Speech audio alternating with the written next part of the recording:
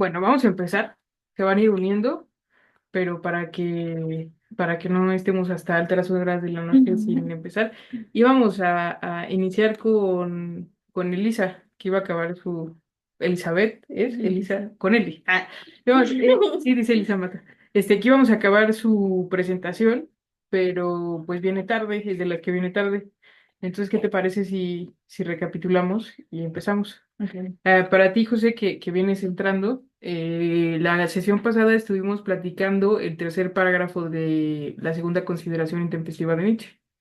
Y básicamente veníamos de analizar tres modos que le parece a Nietzsche que se utilizan para hacer ciencias históricas en su época. Pero más que para hacer ciencias históricas, son como tres modos en los que se narra la historia para hacer sentido a las experiencias que vivimos, ¿no?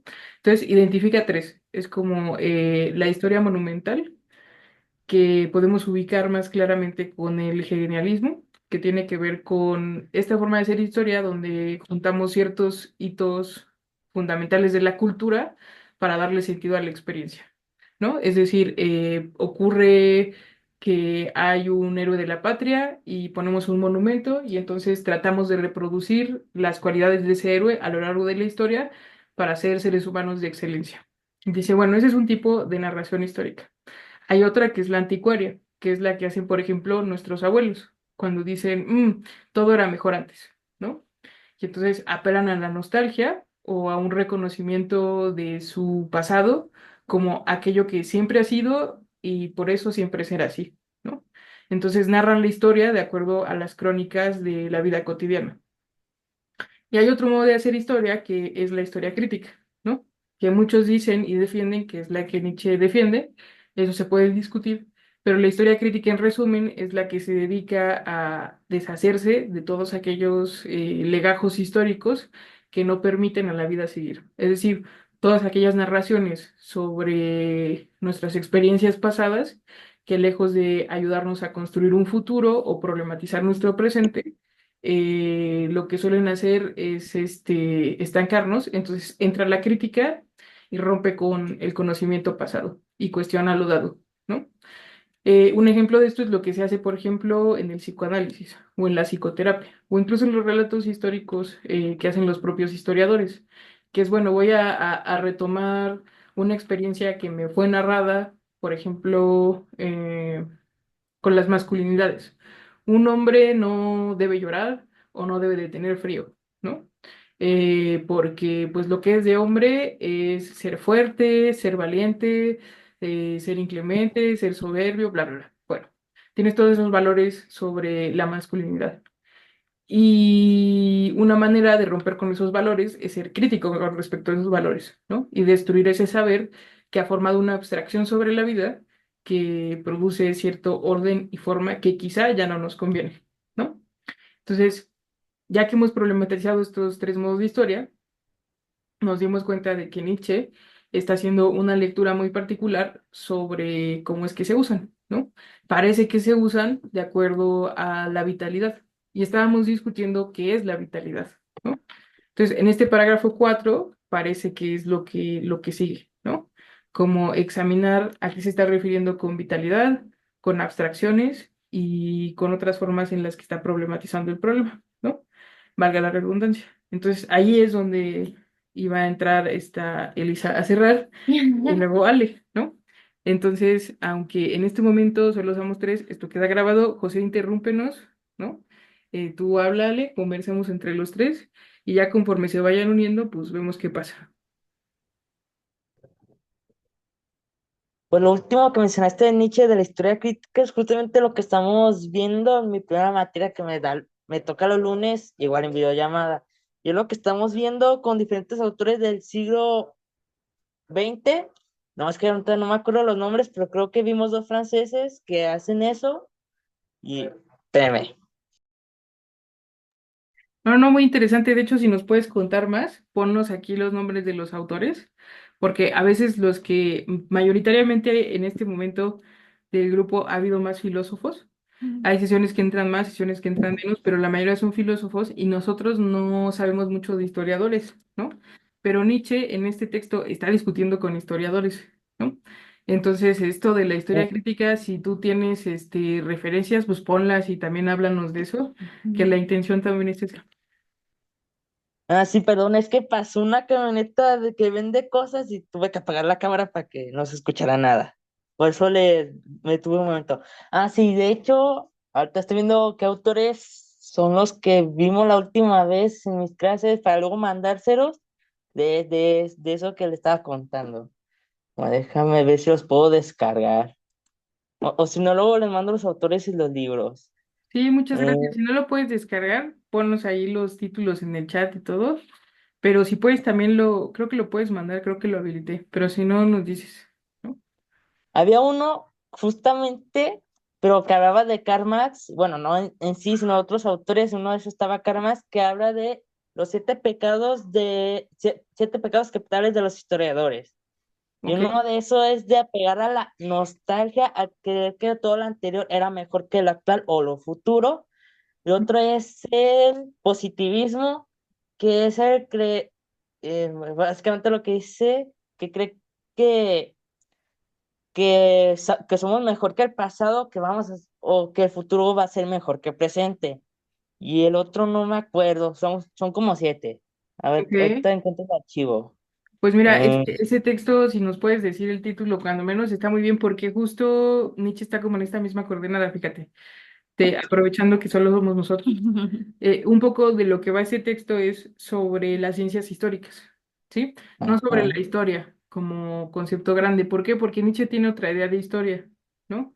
Es decir, lo que está planteando Nietzsche es un nuevo discernimiento sobre cómo hacer historia en su época. Porque en su época lo que prevalece es el hegelianismo, ¿no? Es decir, una herencia que a través de la filosofía de Hegel ha tratado de hacer de la historia una ciencia positiva, en el sentido de lo que acabas de mencionar, ¿no? Pues lo que hace Nietzsche es como releer todos estos visos del hegelianismo y también del idealismo, del kantismo en general, de toda la herencia de los alemanes modernos y del racionalismo, y tratar de meditar qué es la historia y para qué nos sirve, ¿no? Porque lo que considera Nietzsche es que la historia debe de ser para la vida. Entonces cuestiona mucho los modelos científicos que han sido impuestos a la historia. Por eso es que esto que nos dices es muy interesante, porque Nietzsche creo yo que lee estos tres modos de historia porque está leyéndolo desde Hegel, ¿no? Entonces está tomando funciones que Hegel explica en la fenomenología y las está sacando del ámbito teleológico hegeliano para ponerlas en otro registro, ¿no? Pero si Marx tiene una lectura de otras cinco, al parecer aparte de las que menciona Nietzsche, que dijiste dos, en Nietzsche esta de venerar y preservar lo pasado se llama anticuaria, ¿no? Y la otra de lo positivo se llama monumental. Entonces, probablemente haya más coincidencias, en efecto. Porque aparte Nietzsche no leyó a Marx, pero sí leyó la enciclopedia de Lange, donde Lange habla de los marxistas, ¿no?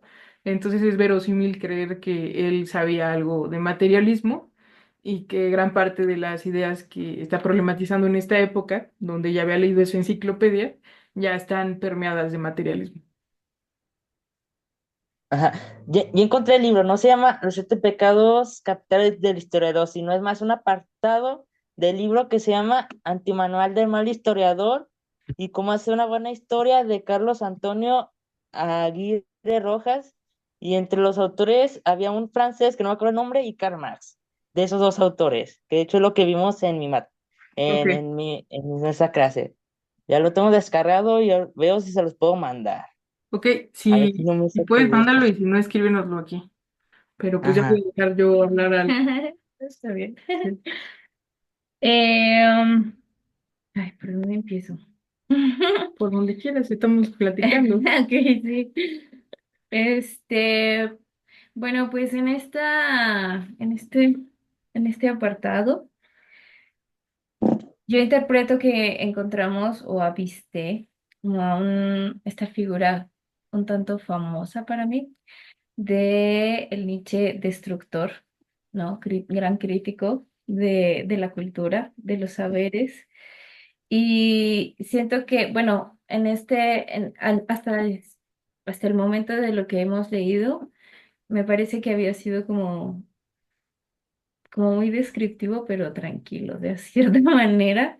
Pero ya en este apartado, como que ya se fue más directo y duele la cabeza.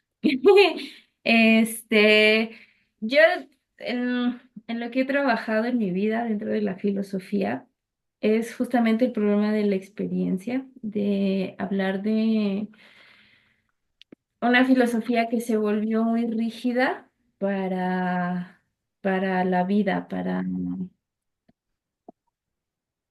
pues sí, para el hombre, digámoslo, o sea, una filosofía que quiso asemejar a la ciencia y por tanto se volvió ajena a todo lo que conlleva la vida del hombre, en general, la naturaleza. Entonces, todo el tiempo, durante mi lectura, estuve encontrando las evidencias de este trabajo previo que ya tenía yo y fue muy bonito ay, sí, reencontrarme con el pasado. Pero bueno, dentro de las preguntas que a mí me detonaban, o bueno, que a mí me surgían, o pensaba que estaban en Nietzsche en ese momento, era como, ¿a dónde nos puede llevar el conocimiento, ¿no? La adquisición de conocimiento, o sea, ¿qué pasa con esta adquisición de saberes? O sea, siento que eso ahí me pasó. Me gustó muchísimo esta imagen lo menciona, de una acumulación de saberes y ponerlo en un símil como piedras que arrastran, también me parecía fuerte, hasta poéticamente hablando, porque pensando nuevamente en esta parte rígida, es como acumulamos tantos saberes, tantos conocimientos de todo tipo, religiones artísticas, ciencias de otras culturas, que entonces se vuelven como en una especie de vacío, ¿no? Pues lejos de enriquecer, como que embotan completamente, no sé. Em, Perdón. Entonces también encuentro una posición entre la sensación, digamos, los instintos y la racionalización extrema, por así decirlo. Y aparece entonces, regresando un poco con el planteamiento de Benjamin, la necesidad de una filosofía que sea más amable para la vida, ¿no? Que reconcilie como esta experiencia reducida a cero a la que nos llevó el exceso de racionalismo y entonces replantear los términos, ¿no? Yo tengo una Dime. pregunta, o sea, está bien interesante porque Nietzsche se la pasa vapuleando al racionalismo, ¿no? Y yo coincido con Nietzsche, pero ahorita que te estaba escuchando es como, creo que sería interesante abundar más en por qué el conocimiento es un problema. ¿No? Ok. O qué tipo de conocimiento, o qué conocer, o por qué el conocer no se relaciona con la vida, ¿no? Porque yo creo que una de las críticas que se le puede hacer a Nietzsche al respecto, pues quizá no a Nietzsche, sino desde ciertas lecturas del nietzscheanismo, se puede preguntar por qué el conocimiento, así como lo está describiendo, no tiene que ver con la vida, ¿no? Claro, por todo lo que él dice, ¿no? Pero si nosotros tuviéramos que responderlo desde nuestra forma de ver el mundo, que de hecho es muy científica y muy positivista, es como, ¿por qué eso no se parece a la vida? ¿No? Que yo creo que es un poco como lo que trata de problematizar en este cuarto parágrafo, ¿no? Mm, Que es que, a ver, ¿por qué el conocimiento así tal y como ha sido concebido en la modernidad tiene que ver muy poco con la vida? Y dentro de esas líneas ir tramando qué es la vida en Nietzsche, ¿no? Entonces, ok. como que esto que vas diciendo, como que me hace pensar, por ejemplo, esta cosa de las piedras, ¿no? O sea, porque el conocimiento es como algo que se arrastra, porque además, si lo pensamos, es como la figura del camello en Nietzsche y en Zaratustra, Ujú, tiene esa misma carga, como que parece que nuestra forma de hacer conocimiento tiene un vicio o una forma de expresarse que no atrapa lo vivo, pero entonces, ¿qué es lo vivo? ¿No? Porque esa pregunta, yo creo que nos sigue rondando actualmente, que seguimos sin saber qué es lo vivo, ¿no? Y que ahorita vi que entró el Leo, que abrimos textos de biopolítica y de, ¿no? Y de poshumanismo y tal, y sigue siendo la pregunta, bueno, ¿y qué es la vida? Nadie sabe qué es la vida, ¿no? Y todos siguen metidos como en discursos biológicos, en discursos científicos, que parecen que piensan la vida, pero ¿qué es la vida? ¿No? Y yo creo que aquí Nietzsche hace algo parecido, porque no nos está diciendo qué es la vida, ¿no? Ujú, Pero es que así es Nietzsche. Nietzsche no te va a decir qué es la vida, pero sí está diciendo, ¿será que esta cosa que llamamos conocimiento no nos permite en sí conocer? Porque también es una pregunta sobre qué es conocer, ujú, ¿no? O sea, qué técnicas, qué modos, qué es lo que estamos llamando conocer, que en el problema de la historia, además, para cerrar, parece que se conjunta demasiado, ¿no? Porque la historia da como mucha legitimidad a sus discursos porque está basada en hechos, ¿no? Es decir, en archivos. Yo leo un documento y el documento me dice que a tal hora, tal día, en tal fecha ocurrió tal cosa, ¿no? Y entonces yo tengo como una recuperación de las crónicas de la vida humana, ¿no? Pero ¿es eso conocer? Porque eso también es una pregunta, ¿no? O sea, organizar unos datos y darle cierta legibilidad es algo que presupone qué actos o qué hace qué cosas o quién hace, ¿no? De lo cual yo creo que luego Foucault es el que mejor supo leer ese lado del linchanismo, pero es como, claro, o sea, dentro de lo que estamos llamando historia y conocer, también hay una cierta visión inserta en eso que estamos llamando conocer, ¿no? ujú. Porque, por ejemplo, los místicos tienen otra forma de conocimiento, ¿no? Y por místicos estoy pensando en religiones como el orfismo y tal, ¿no? Que son los ejemplos de Nietzsche. Es como, ¿eso no es una forma de conocimiento? Parece que sí. Entonces, ¿por qué prepondera esta forma racional o específica que fue construida en la modernidad, ¿no? Y justo ahí entra con mucho sentido con lo que tú estabas diciendo, como, bueno. Y si suponemos que lo natural al hombre, que es todo el kantismo, es el conocer, ¿no? Entonces, ¿qué es todo lo otro que el hombre es? ¿No? Entonces yo ahí como que no coincido tanto contigo con la amabilidad, Ok. ajá, la amabilidad, una perspectiva más amable, sino quizá más brutal, porque toda esta cosa del conocimiento finalmente es como una herramienta que metemos como para mesurar lo real, ¿no? O sea, Ok. como para deslactosarlo, ¿no? Como para digerirlo, para hacerlo más digerible. Pero en sí quizá lo que nos esté diciendo es que la vida es mucho más violenta que eso, ¿no? Sí. O sea, como que el cuerpo, la gran razón, ¿no? Es súper, ultra densamente más violenta de lo que nos está diciendo la historia, ¿no? Ok. Oh. Sí. Espera, porque Ah, me te explotó quedaste la en sí. cabeza. Es que, sí, no sé, realmente quizá amable no es el adjetivo que más se adecua a lo que estoy pensando, porque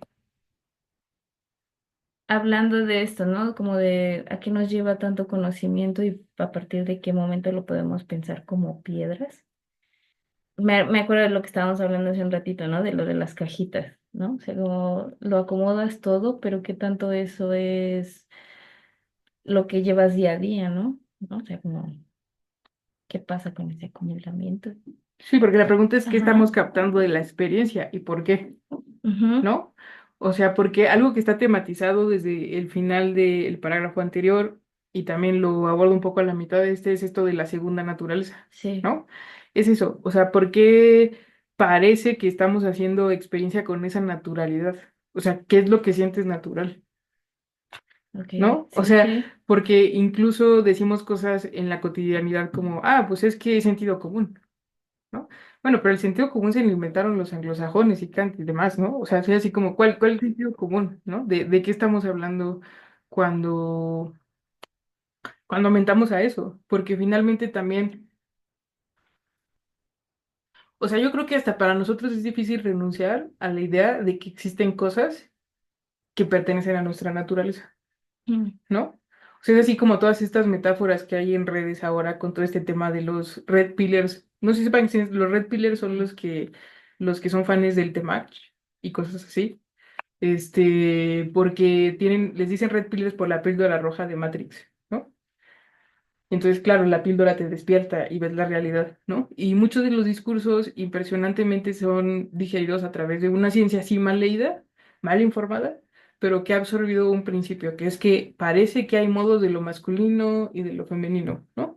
O no sé si han visto ese tipo de discursos como de hay cualidades femeninas y masculinas y lo naturalizamos. O sea, Mm. nosotros mismos decimos es que esto forma parte de quién soy, ¿no? Es decir, ser muy servicial. Pero luego te vas con un psicoanalista y analizas tu historia de vida y ves que tienes 3 generaciones de personas que han fundado sus traumas en servirle a su familia. Y dices, oh, parece que no era así, ¿no? Ok. Entonces, un poco como que la pregunta también es sobre qué es natural. O sea, ¿qué es lo que se está sintiendo natural? ¿Y por qué Ujú. tenemos esta imagen de lo natural? ¿No? ¿De dónde viene? ¿No? Ok. Eh, Estaba platicando con Ale porque se ponía muy nerviosa de exponer y le decía que este parágrafo en específico es súper traumático y horrible porque está siendo muy críptico. Y no está siendo críptico a propósito, sino que se está burlando de la cultura de su tiempo, ¿no? Se está burlando de los alemanes y en este punto del libro ya entró la discusión hiperlocal, ¿no? Como de qué está ocurriendo con la Alemania de su tiempo. Y justamente lo que él diagnostica, y esto, ¿por qué nos podría aludir si estamos en Latinoamérica tercermundista en un jueves donde nadie puede llegar porque todo el mundo quedó atrapado en el metro, ¿no? O sea, bueno, ¿en qué me alude a mí las metáforas estas del señor Nietzscheano hablando de la Alemania de su tiempo? Pues bueno, porque parece que lo que te está detectando es que esa pulsión más fuerte en nuestro modo de producir de saber ha tenido que ver con un cierto modo de interiorizar cultura, ¿no? Y para nosotros, nuestras herencias más hegemónicas, en efecto, son los franceses y los alemanes, ¿no?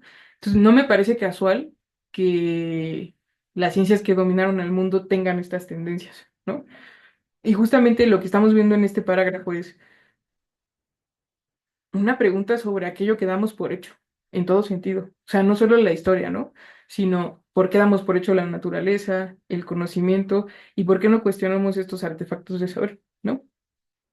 Entonces, como que quería oradar un poco más por allá, porque realmente creo que, en efecto, sí se trata de recuperar las pulsiones vitales que han sido ¿qué es eso? Maltratadas por una tradición racionalista, pero no solo porque eso haga justicia a la experiencia humana o animal, ¿no? O porque la sexualidad esté reprimida o tal, ¿no? Sino porque la pregunta es como, ¿y la naturaleza que estás diciéndome que es cuál es? ¿No? O sea, ¿cuál sería la naturaleza de lo vivo? Porque además, piénsenlo, Hegel habla en términos de devenir y de cambio, y de hecho en este parágrafo Nietzsche lo dice tal cual. ¿No? Dice, o sea, ¿qué lectura del devenir está teniendo esta tradición? ¿No? Porque el devenir es lo que cambia. Entonces yo creo que es mucho, mucho, mucho más brutal de lo que estás diciendo tú, ¿no? Porque es como de, no, no, no, es que también está la pregunta sobre qué puede estar ahí, también sórdidamente, completamente ¿cómo es? Completamente obstruido a la vista de todos, ¿no? En ese acto de querer entender por lo natural, lo sincero y espontáneo, por ejemplo, ¿no? En ese modo alemán, ¿no? O lo sobrio. Creo que va un poco por ahí, ¿no? Porque esto de la carga y de las piedras que ruedan y tal, también es en ese sentido. O sea, que hay formas que no sabemos por qué tenemos esas formas. Sí. O sea, yo realmente, pues me acuerdo que desde que tenía corta edad me decían, pues siéntate derecha, ¿no?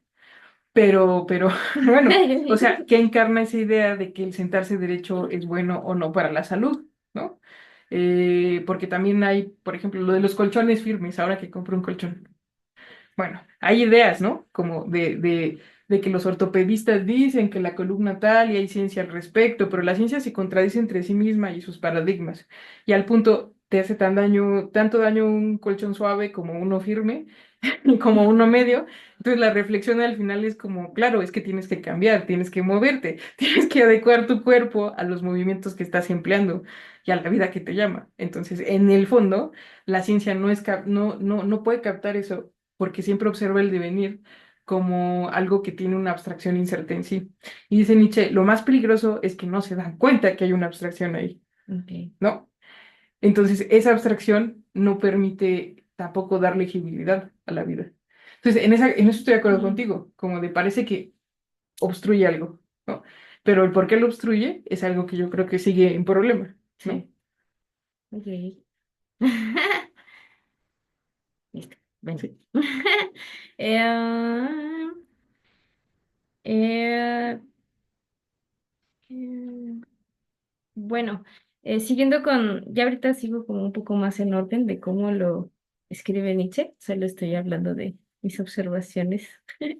Eh, Algo que vi también es la exigencia de que la historia debe ser ciencia. O sea, digo yo, sin, sin leer como a quién estaba ironizando, justamente también esto también era como otro sesgo de confirmación de lo que estaba yo leyendo, ¿no? O sea, como que la historia debe ser una ciencia, pero no es una pretensión, sino una exigencia, ¿no? Entonces, eso también ya después me explotó el cerebro cuando ya dice como, pues entonces larga vida a la verdad y muerte a la vida. Eh, entonces es como justo, ¿no? Esta parte de lo que yo digo, que es como una ajena, una oposición a veces a la vida, que sí, efectivamente, no es quizás tan inconmensurable describirla o categorizarla completamente y por tanto es ajena, ¿no? Esta pretensión, no sé si estoy derivando mucho, pero bueno. No, eh, Después, algo que vi o que me llamaba la atención es esta imagen de la naturaleza, ¿no? O sea, que primero habla de que la naturaleza recibe, ordena y honra, ¿no? O sea, como, la verdad es que ahí sí dije como, ¿qué? Y bueno, pues ya, digo, esto es muy general lo que estoy diciendo, ya siguiendo en orden con el texto. Algo que hablábamos era, o comienza, es como, ¿qué servicios presta la historia a la vida, ¿no? ¿Cuál es la función de la historia dentro de la vida? No sé. yo voy a aprovechar los que están aquí, que se unan con Ale y nos contesten, sobre todo porque entró José que dice que estudia historia. ¿Ustedes creen que la historia puede ser científica? Pero no hay respuesta correcta. O sea, yo quiero saber sinceramente, ¿ustedes creen que la historia puede ser científica? Después les digo por qué les pregunto esto. La historia como ciencia. Pues como de si hablamos de ciencia de un método de, de análisis de reflexión de experimentación, quizás no, porque no podemos experimentar, no podemos, ¿cómo expresarlo? Porque no podemos experimentar algo que ya pasó, porque ya sucedió, pero podemos analizar sus consecuencias. No, espera. No sé, analizar sus consecuencias y los actores que participaron, tanto de lo más bajo como lo pueden ser los civiles. Ejemplo, si hubo una guerra, los civiles que fueron afectados hasta los más altos de poder que provocaron la guerra. Científica como experimentación quizás no, pero científica de análisis tal vez sí. Bueno, así, yo como lo pienso. Es más o menos como mi idea de ciencia, al menos en lo social. Dijiste algo bien interesante, pero quiero escuchar a los demás primero. Ujú.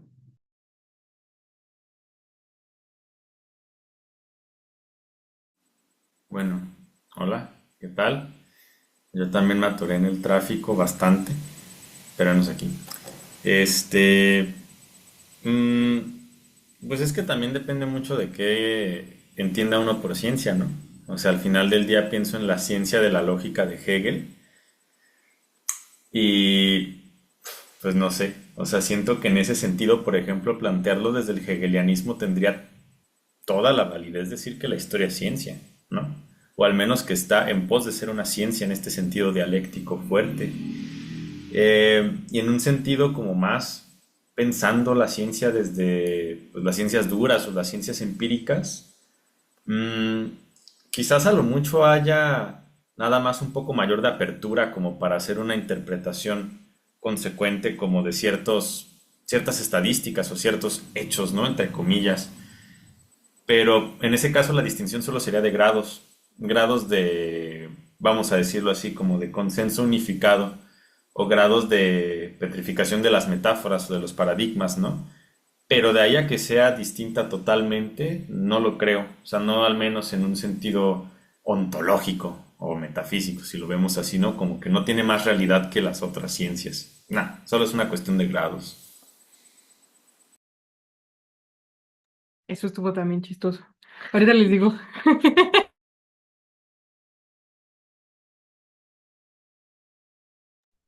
Vamos a obligar a Leo a hablar. Habla. Hablo yo.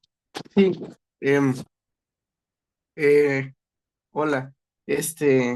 ¿Yo qué opinar? Bueno, la ciencia, digo, la historia es una ciencia. Bueno, mm, creo que, bueno, aprovechando que justamente estamos viendo como a Thomas Kuhn y todos estos como modelos de los paradigmas de como de la pues de la historia de la ciencia, ¿no? Porque él trata como que darle una esquematización a todas esas cosas.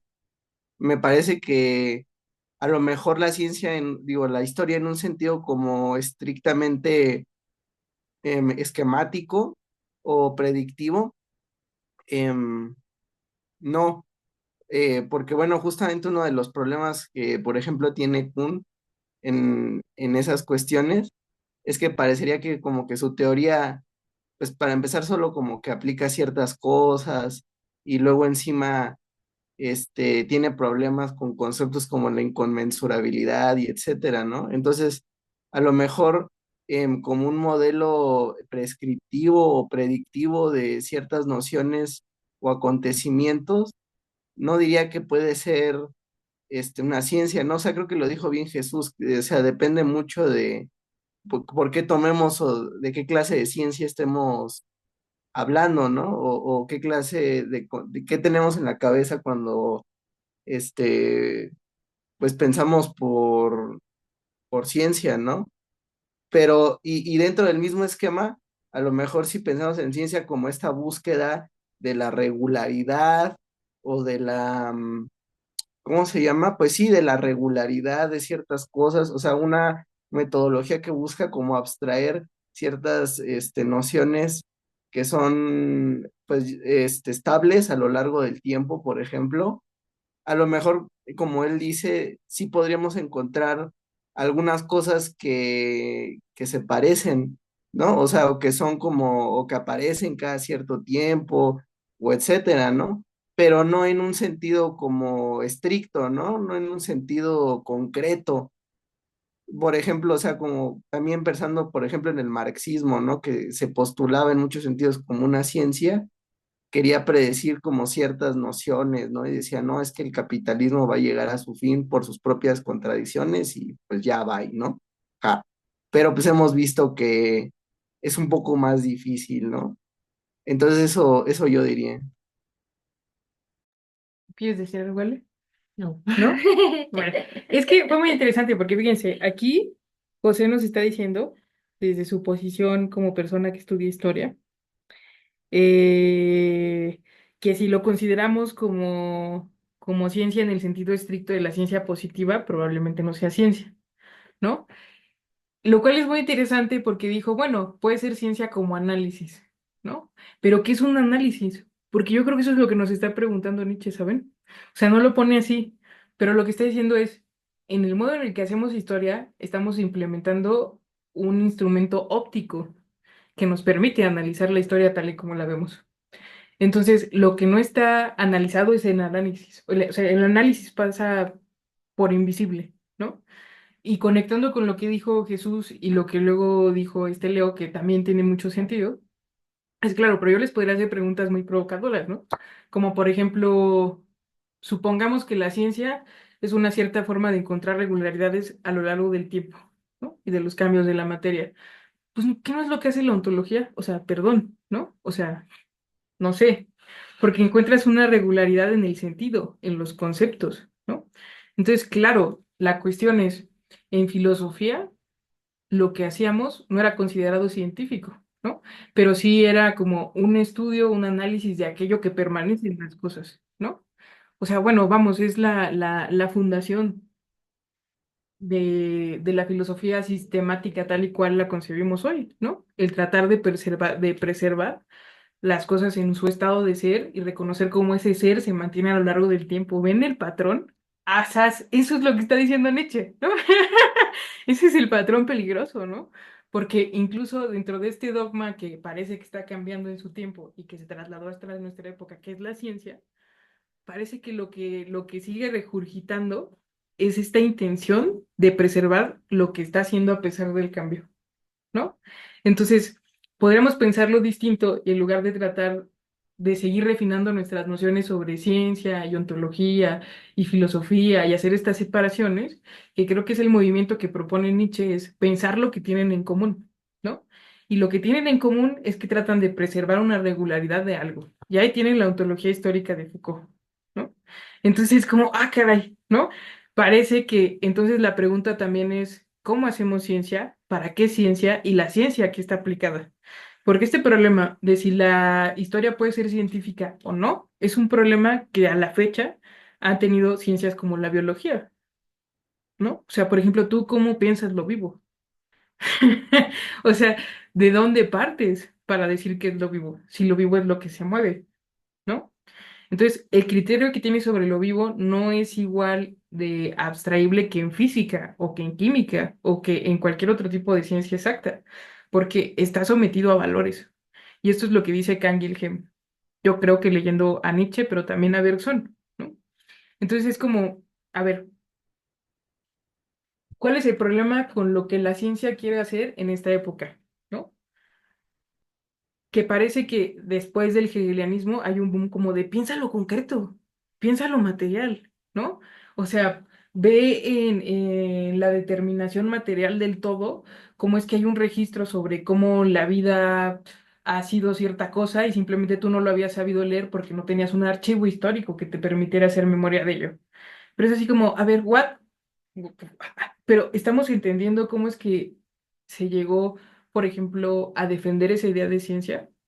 Porque yo creo que lo que está contestando Nietzsche es que la historia no debería de ser científica, pero no porque está en contra de la ciencia, sí, sino porque si entendemos la ciencia como lo que le estamos entendiendo en el sentido positivo, entonces la ciencia no puede, o sea, la historia no puede ser científica.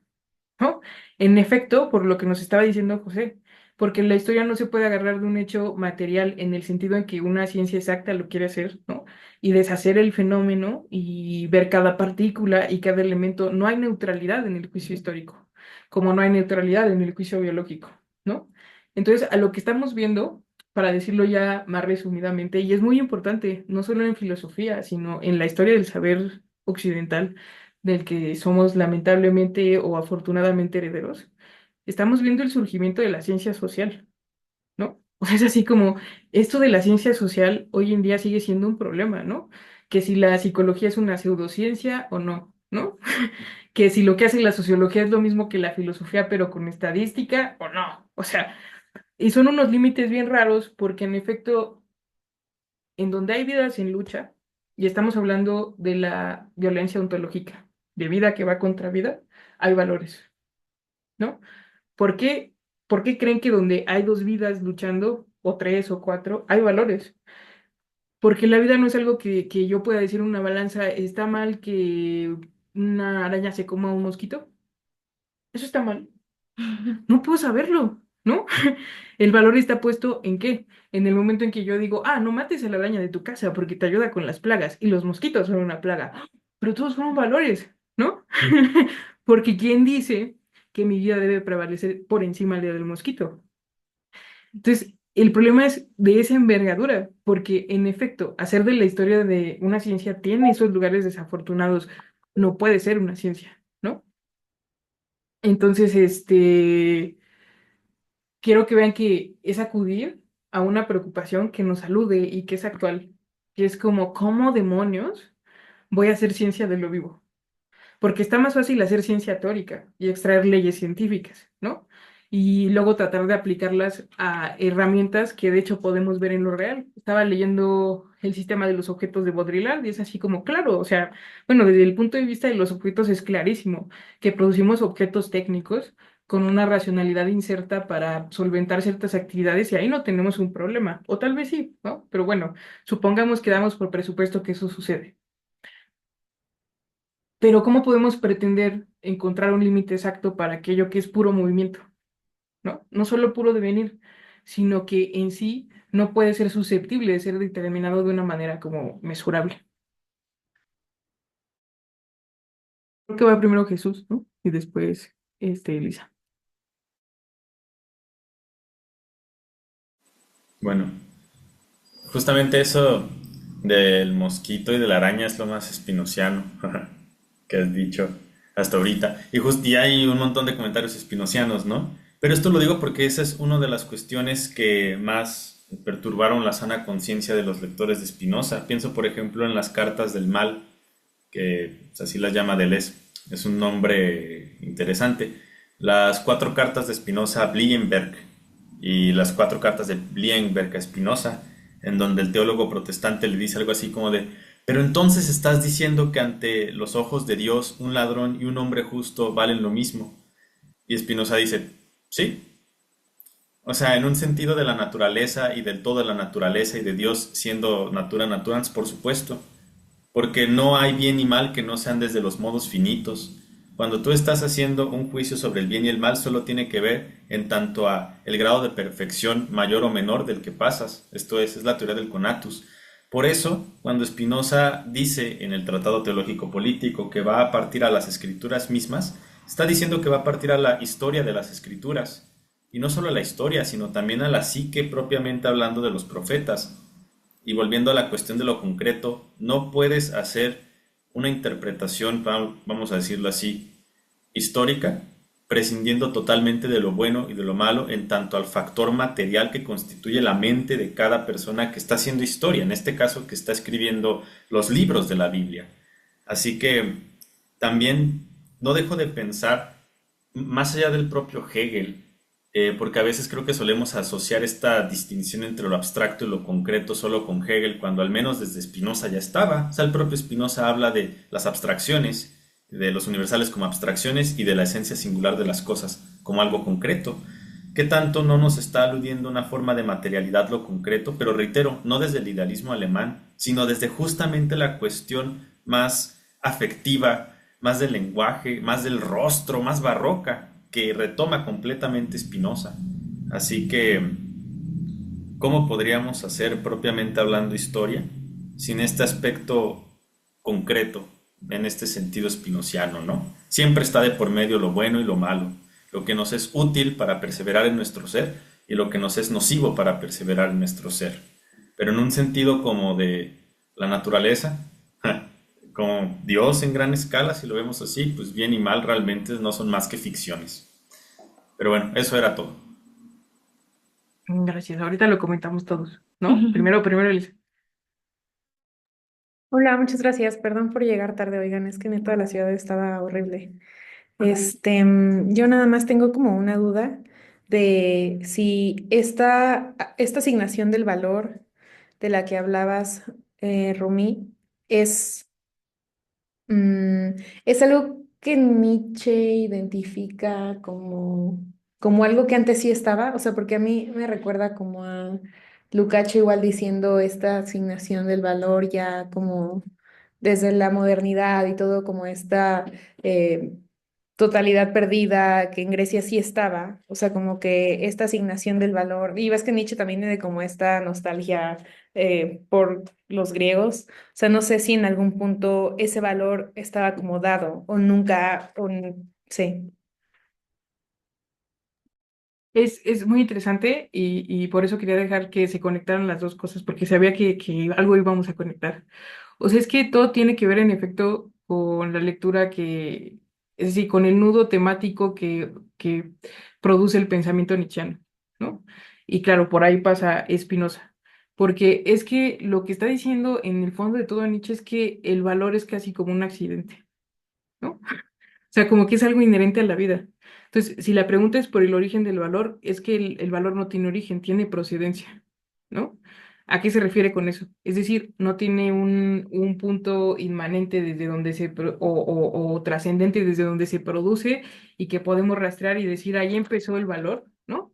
Sino que más bien podemos decir, este valor parece que procede de estas condiciones de emergencia. Y ahí está el kantismo de Nietzsche, ¿no? Es como de, no, es que son las condiciones desde las que emerge cierta cosa, de procedencia, ¿no? Entonces, por ejemplo, en genealogía de la moral, lo que hace es decir de dónde vienen estos juicios de bueno y malo, en esta tradición en específico, ¿no?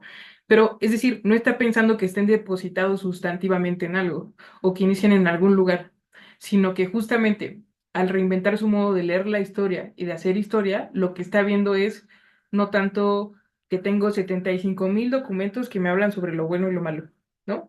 Sino cuáles fueron los discursos sobre lo bueno y lo malo que prevalecieron en el orden de la vida. Es decir, el que usa mi abuelita, el que usa Ale, el que usas tú, eso es darle valor, ¿sí? El valor es la carga que tiene para la experiencia. El valor es la fuerza con lo que algo modifica la experiencia. Y en ese sentido, el valor lo impone desde Nietzsche la vida luchando contra la vida. Ahí aparece el valor. ¿Por qué? Porque ese es el momento y de ahí viene lo de la voluntad de poder, que muchas veces es muy mal leído, porque voluntad de poder no es voluntad de dominio, ¿no? Es como, claro, pues es que son poderes que se imponen sobre poderes. Tratado teológico político. Spinoza, ¿no? O sea, mi poder llega hasta donde llega el poder del otro. Mal traducido a Benito Juárez, el derecho al respeto ajeno es la paz, ¿no? O sea, es como, claro, es que todo se trata de voluntades de poder y de fuerzas plásticas que todo el tiempo no están ni siquiera en lucha, porque de eso se burla Nietzsche, ¿no? Se burla de esa versión hegeliana del amo y el esclavo, sino que todo el tiempo están inmersas en una violencia ontológica, ¿no? Que las hace adquirir un valor, porque se tienen que mover, ¿no? Y el valor está en la experiencia.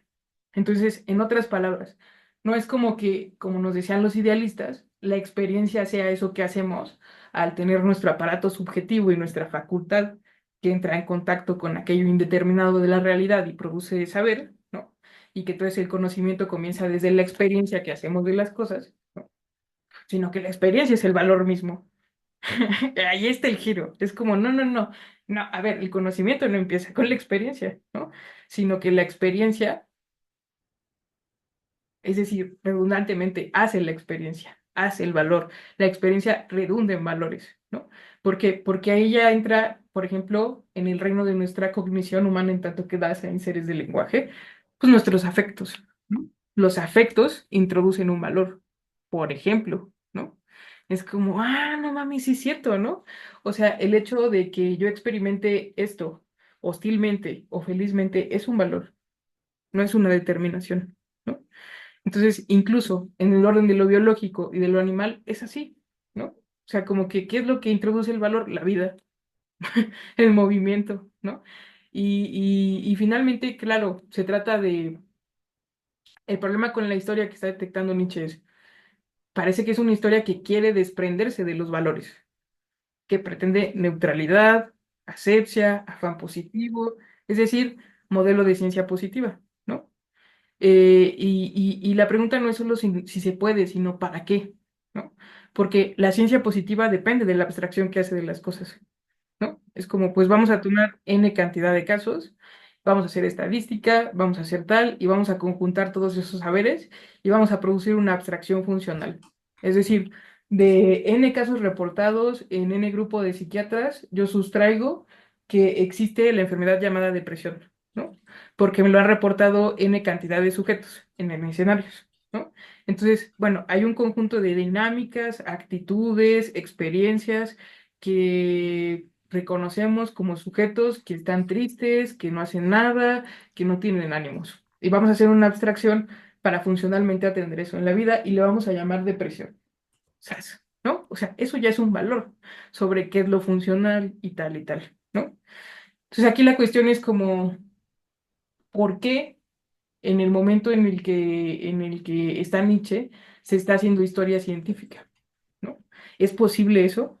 Pero la pregunta es más honda, porque también es una pregunta hacia la filosofía. Es un regreso a la mirada hacia la filosofía, hacia la forma en la que entendemos el conocer y el saber. Por eso se los estaba preguntando así, porque yo creo que esta crítica no se agota solo a la historia, ¿no? Sino ha pasado algo en nuestra tradición que consideramos algo tan voluble como la vida, como algo susceptible de medida y que podemos querer extraer cosas de ello, ¿no? Entonces, como para seguir debrayando en torno a lo que va diciendo Nietzsche, vamos a seguir con Ale y también sigan interrumpiendo, pero va un poco por ahí.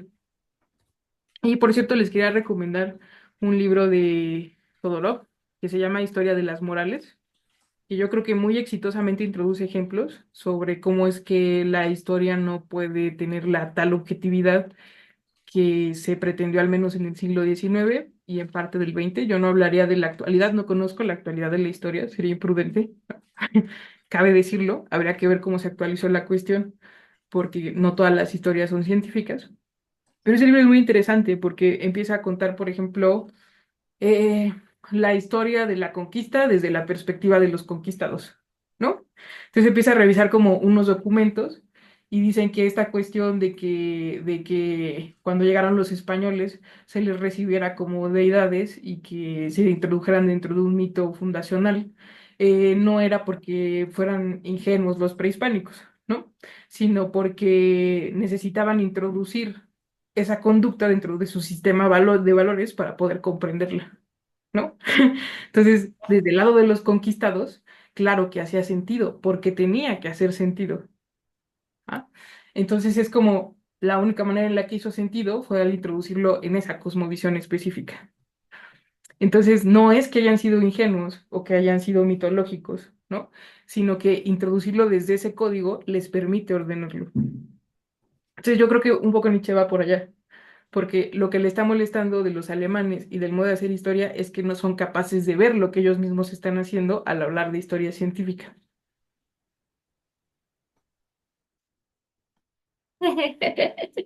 Ok, bueno, después empieza a hablar de la acumulación de saberes. No, es una pequeña interrupción. ¿Cómo se llamaba el libro que comentó ¿cómo te llamas? La Rumi, camisa blanca. Ah, ¿cuál es el libro que comentaste? aquí lo pongo. Ajá. Ya, sí. Ya. A ver, gracias. Eh, um, sí, perdón. Sobre esta acumulación de saberes y empieza la imagen de de arrastrar, que no hay un motivo transformador en esta búsqueda de acumular. Entonces, una frase que me saltó muchísimo fue: permanece oculto en cierto caótico mundo interior que el ser humano moderno señala con extraño orgullo como la interioridad que le es peculiar y propia. Entonces, a partir de este momento comienza para mí como un juego o una exposición de esta oposición entre una interioridad y exterioridad, que no es como tan evidente en el sentido de que no está definida tal cual, sino que empieza a utilizar figuras, ¿no? Pone que entonces ya no es importante digamos, el saber, ya no es importante por la forma, sino por el contenido, ¿no? Ya no es importante lo de afuera, sino lo de adentro. Y para mí, dentro de mi lectura, esta parte, al pensar en la interioridad, a mí me lleva mucho a pensar en las sensaciones. Sí, quizá en un significado muy primario de la interioridad, sino como entendida como la interioridad del ser, del hombre, del humano. Este, en esta interioridad recae mucho la formación, la idea de, sí, la Bildung, sí. Ujú, Este, entonces nos dice que toda la formación moderna es esencialmente interior. Por fuera, el encuadernador ha puesto algo así como Manual de Formación Interior para Bárbaros Exteriores. A mí la verdad, en lo personal, leer esto era como este juego interior-exterior, sí me hizo bolas continuamente, porque entonces de pronto no me era tan claro que a qué le estaba dando mayor importancia a Nietzsche, sí como a la figura de qué es más importante entonces, ¿no? Lo exterior o lo interno, ¿no? Porque pensando en esta imagen de la enciclopedia, entonces es como solo me importa lo de adentro, pero entonces ¿por qué habría de ser importante lo de afuera, ¿no? O sea, eso es como algo que yo no entendía o no entendí. Yo creo que deberíamos de seguir esa provocación. ¿Cómo entendieron ustedes que Nietzsche se pusiera a hablar de interioridad y exterioridad? ¿Ustedes qué entendieron de eso?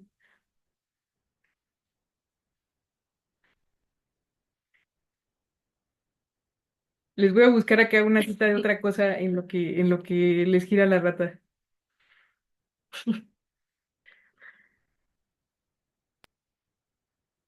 Lo que yo entendí fue, no entendí ni una chingada, no Ok. entendí nada. Es que justo algo así nos estaba costando trabajo, ¿no? Porque, como él estaba muy nerviosa porque admiró a todos mucho cómo hablaron, yo no le dije, pues, tú también hablas bonito, ¿no? Pero vino y me exteriorizó sus preocupaciones y le digo, es que sí parece que se está contradiciendo, ¿no? Abiertamente deberíamos de reconocerlo, que toda esa parte donde Nietzsche empieza a hablar de lo externo y de lo interno y de la forma y del contenido, es así como, ¿qué vergas, güey? ¿Qué estás diciendo, no? Porque no se acaba, en efecto, de entender a qué se está refiriendo cuando utiliza estas metáforas. Entonces, a mí me interesaba saber cómo ustedes si habían entendido algo, ¿no? Entonces, que José empiece por decirnos no entendí un carajo, tiene razón, no se entiende. ¿Alguien más entendió otra cosa?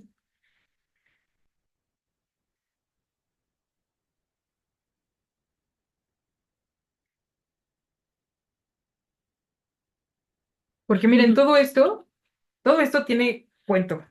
Vamos a regresarnos a dónde empieza el parágrafo, para que vean. ¿Cómo? Es que pinche Nietzsche es un fino. De verdad, es un fino para tejer discusiones y estarse burlando de todos y que uno ni se dé cuenta, ¿no? Miren, fíjense, toma tú este. Ay.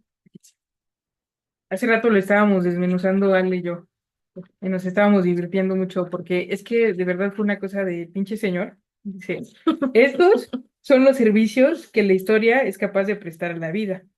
Cada individuo y cada pueblo requieren, según cuáles sean sus metas, fuerzas y necesidades, un cierto conocimiento del pasado, bien sea como historia monumental, como historia anticuaria o como historia crítica, pero no como una cohorte de pensadores que puros, ¿de quién nos está hablando, no? Que se inclinan al papel de los observadores de la vida, no como individuos ávidos de saber, a quienes únicamente el saber puede satisfacer y para los cuales el aumento de conocimiento es la meta en sí misma, Hegel, sino que tan solo para los fines de la vida y por lo tanto bajo el señorío y la dirección suprema de estos fines. Es decir, la teología ha sido inserta a la vida y nos está proponiendo sus fines, pero ni lo sabemos, ¿no? ¿Qué tal es la relación natural de cualquier época, cultura y pueblo con la historia, determinada por el hambre, regulada por el grado de necesidad y contenida por la inmanente fuerza plástica? O sea, la historia debería de estar regulada por estos factores materiales reales, ¿no? Que el conocimiento del pasado se desea en todos los tiempos exclusivamente al servicio del futuro y del presente, y no para debilitar el presente, ni para arrancar las raíces de un futuro pletórico de vitalidad. Todo esto es bien simple, como es simple la verdad, y convence enseguida a un aquel que para ello no se deja guiar en primer lugar por la demostración histórica. Y aquí yo le decía a Ale que hace un juego entre lo que está llamando demostración histórica y la historia. Mm. ¿Qué es la demostración histórica? El beváis. Es decir, eso que estamos haciendo a través del modelo de conocimiento racional de Occidente. Una demostración histórica es un conocimiento histórico, pero ¿qué es el conocimiento? ¿No? Y parece ser que la historia que nos propone Nietzsche no es ese conocimiento de lo histórico, ¿no? Sino una atención a estas necesidades materiales reales que dirigen a los pueblos hacia ciertos fines. Es decir, que la vida da forma a aquello que llamamos historia, ¿no? Entonces, ¿contra qué está? Contra este historischen Beweis, ¿no? Un conocimiento histórico. Y luego sigue. Echamos ahora una rápida ojeada a nuestra época. Nos asustamos y retrocedemos. ¿Qué ha sido de toda la claridad de Kant, de toda la naturalidad, de toda la pureza de este problema ante nuestros ojos. Otra vez Kant. Cuán confuso, exagerado e inquieto se agita ahora este problema ante nuestros ojos. ¿Tenemos la culpa nosotros, los observadores? ¿O este problema, o habrá cambiado efectivamente la constelación de vida e historia por la incorporación de un poderoso astro hostil? ¿No? Eh, Está hablando de la razón, ¿no? Está hablando del kantismo. Por aquí les busqué una cita que le gusta mucho a Billy sobre la facultad de la facultad, pero hablando de la exterioridad y tal, encontramos otra que me pareció más oportuna. Ahorita pasamos por las dos. Pero en uno justo está hablando del tema de la profundidad. Este tema de la profundidad de Nietzsche tiene que ver con lo externo y con lo interno en la siguiente medida. Fíjense, nos dice en el parágrafo 40 de Más allá del bien y del mal. Todo lo que es profundo ama la máscara. Las cosas más profundas de todas sienten incluso odio por la imagen y el símil. ¿No sería la antítesis tal vez el disfraz adecuado con que caminaría el pudor de un dios? Es esta una pregunta digna de ser hecha. Sería extraño que ningún místico se hubiera atrevido a hacer algo así consigo mismo. Hay acontecimientos de especie tan delicada que se obra bien al recubrirlos y volverlos irreconocibles con una grosería. Hay acciones realizadas por amor y por una magnanimidad tan desbordante que después de ellas nada resulta más aconsejable que tomar un bastón y apalear de firme al testigo de vista a fin de ofuscar su memoria. Más de uno es experto en ofuscar y maltratar a su propia memoria para vengarse al menos de ese único enterado. El pudor es rico en invenciones. No son las cosas peores aquellas de las que más nos avergonzamos. No solo perfidia lo que se oculta detrás de una máscara, hay mucha bondad en la astucia. Yo podría imaginarme que un hombre que tuviera que ocultar algo precioso y frágil rodase por la vida grueso y redondo como un verde y viejo tonel de vino, de pesados aros. Así lo quiere la sutileza de su pudor.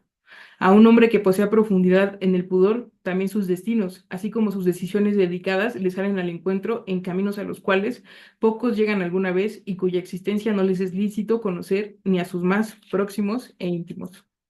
Y luego en el 11 del mismo texto dice: me parece que la gente se esfuerza ahora, en todas partes, por apartar la mirada del auténtico influjo que Kant ha ejercido sobre la filosofía alemana, y en particular por resbalar prudentemente sobre el valor que él se atribuyó a sí mismo.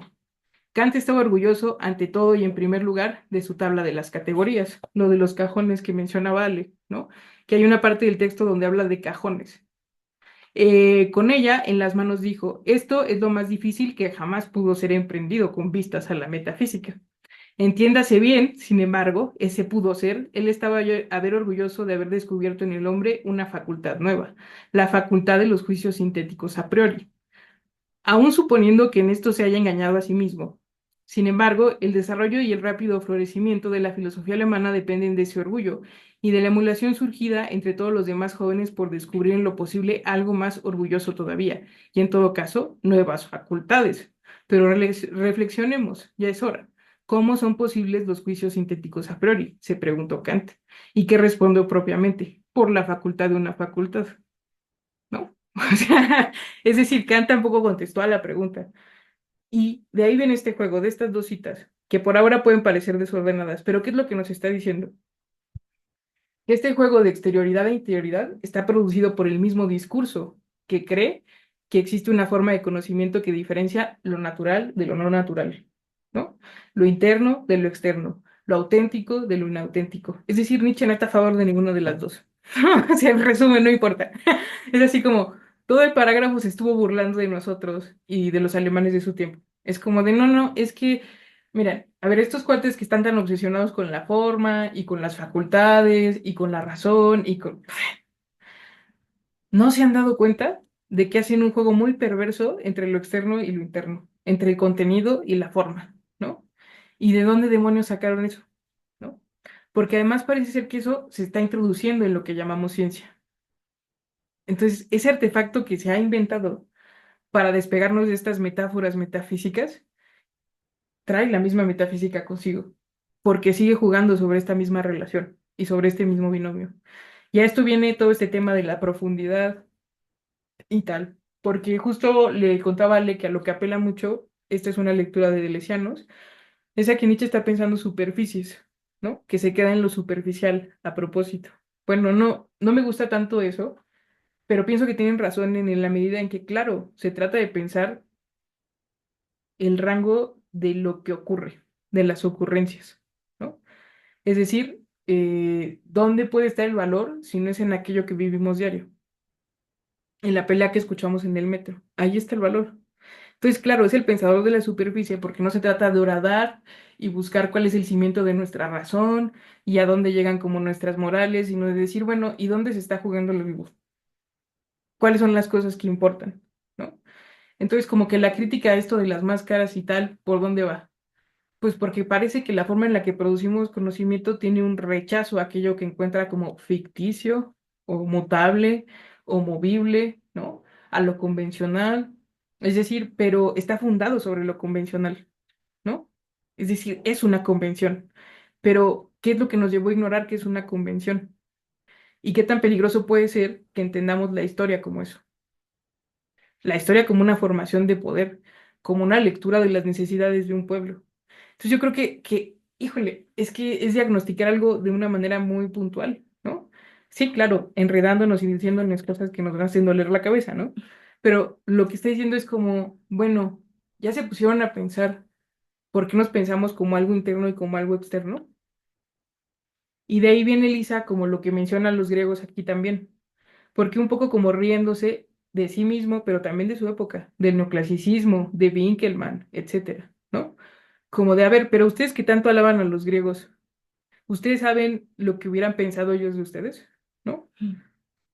Por eso lo ponen en esos términos, porque es como pensemos este tipo de pensamiento que idealizamos, de acuerdo a la lectura que él nos da como el nacimiento de la tragedia, que es como verdaderamente eran en algo radicalmente distintos a los europeos modernos, que es en el hecho de que no se pensaban ni interior ni exteriormente. Ahí está, ¿no? Es como dónde está esa dicotomía, ¿no?